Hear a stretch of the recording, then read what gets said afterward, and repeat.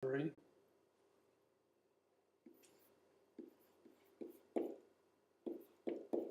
talking about increasing and decreasing functions.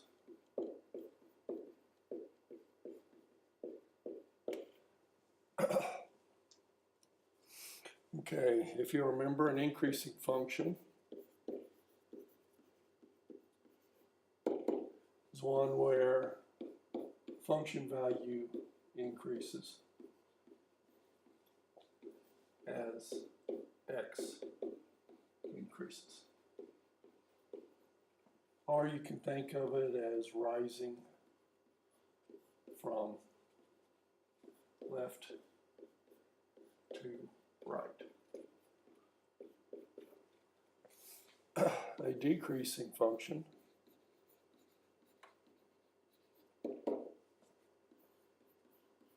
f of x decreases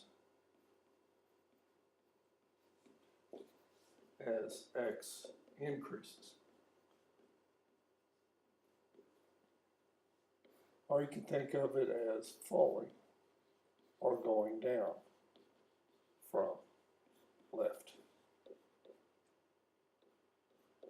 to right.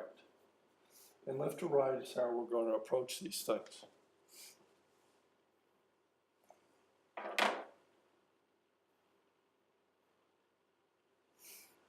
Okay, let's look at some examples here.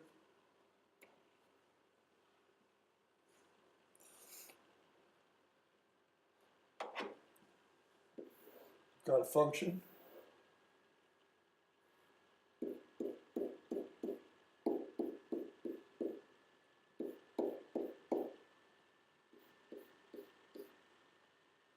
It looks like this.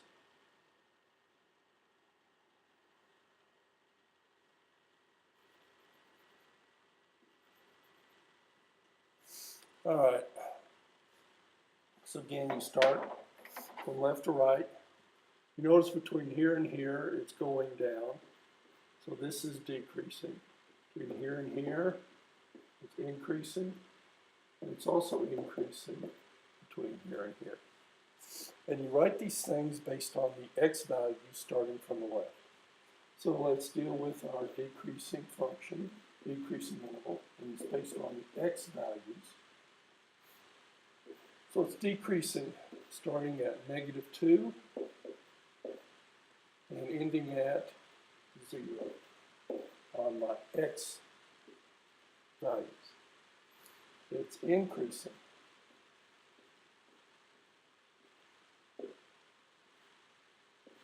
Okay, well, you notice here really I've got an increasing here and an increasing here back to back, so they're just one. So it's increasing from 0 to 5. Okay, so look at another example.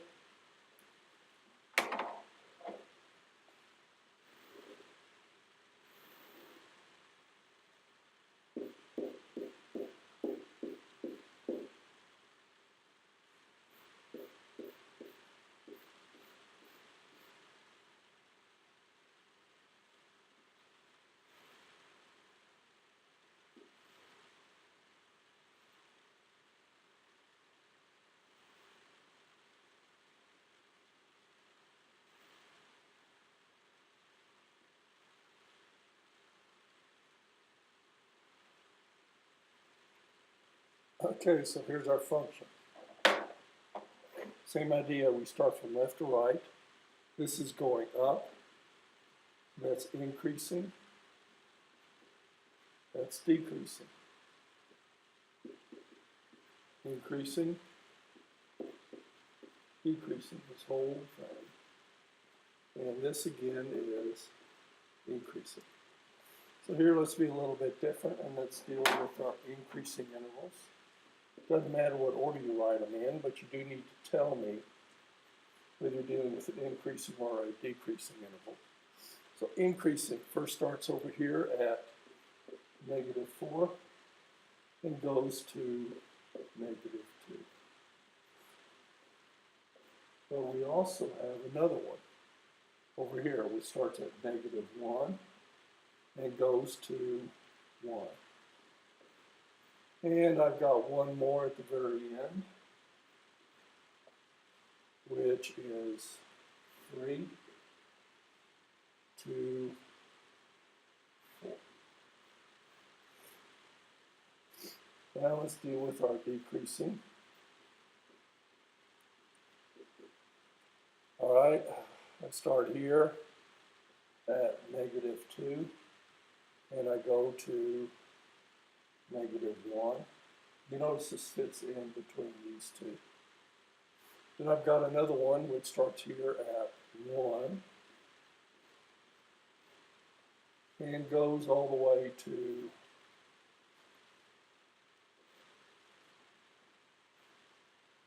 3. And again, it fits in between there. So this is how you write increasing and decreasing intervals. Okay, the last skill I want to talk to you about on this part is average rate of change.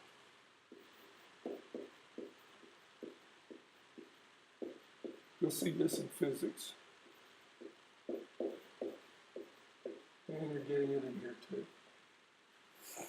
Average rate of change. Connect 2 points of interest.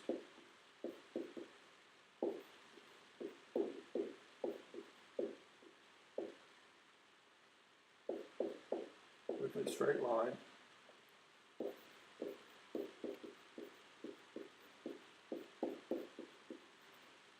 And find the slope.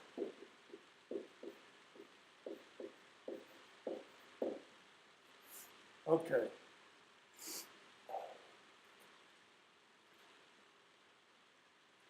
So once you have 2 points, then the slope then becomes y2 minus y1 over x2 minus x1.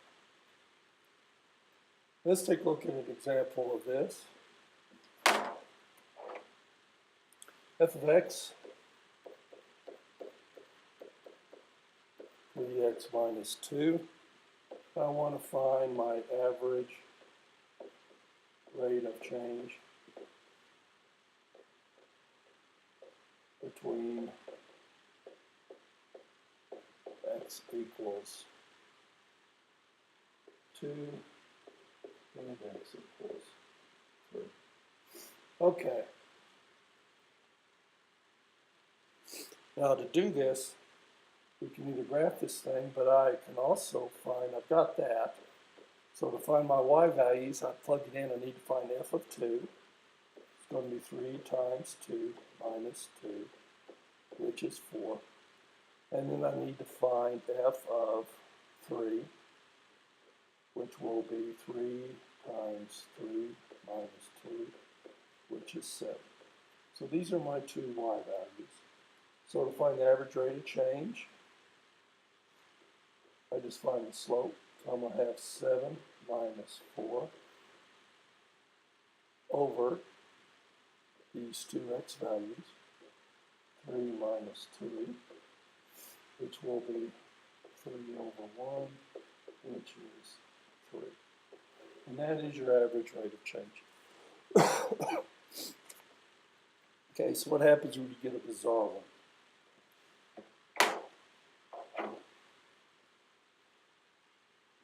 F of x, prepare it for your rational. Between x equals 1 and x equals some point A.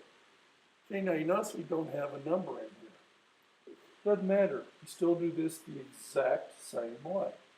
So I'm going to find f of A will be equal to 1 over A. Then I will find f of 1 will be equal to 1. So now my average rate of change or slope becomes 1 minus 1 over A over 1 minus A. Okay, I cannot leave a fraction like that First thing I need to do then, because it's subtraction, is get a common denominator, which is a. It's going to be a minus 1 over a over 1 minus a. Okay, I know I can rewrite this. I'm going to have a minus 1 over a times, that's a fraction, 1 over 1 minus a. So I'm going to be left with a minus 1 over a minus a squared. And that is the average rate of change for this thing.